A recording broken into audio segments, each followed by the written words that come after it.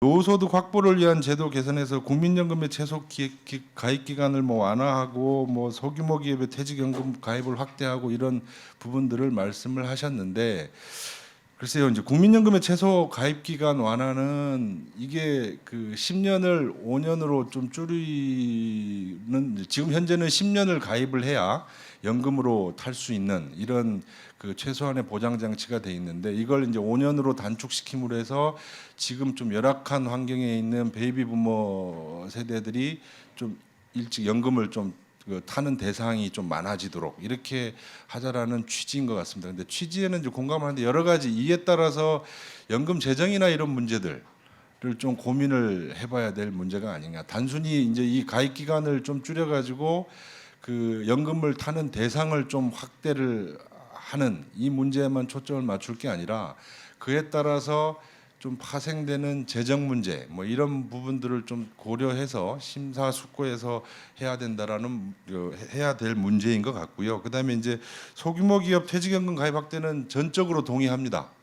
그러니까 우리나라 근로자들이 회사에 가서 일을 하게 되면 근속연수 1년 이상은 전부 다 퇴직금을 지금 지급하도록 돼 있습니다. 근데 그동안은 퇴직금을 지급하는 쪽쪽 중간에 다 뺏어 썼다라는 얘기죠.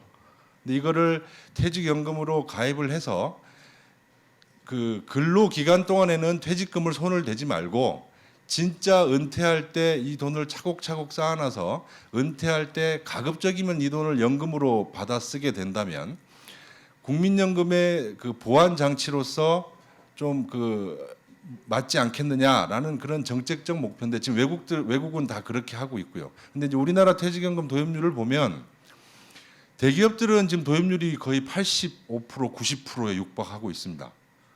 근데 이제 중소기업들은 이게 조그만 기업 규모가 자꾸 내려가면은 이제 15%, 20%밖에 안 된다라는 얘기죠.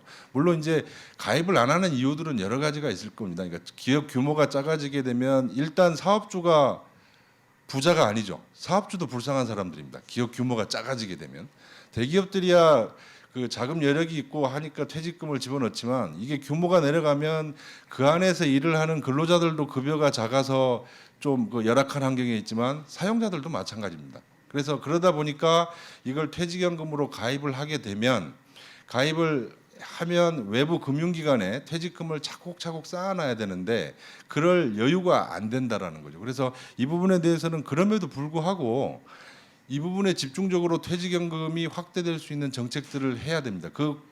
그게 이제 아까 말씀하신 인센티브를 주고, 사업주들한테 인센티브를 줘야 되겠죠. 사업주들한테 인센티브를 줘서 가급적이면 외부 금융기관에 이렇게 돈을, 퇴직금을 차곡차곡 쌓아 놓도록 하는 이런 정책들은 필요하다고 보고요.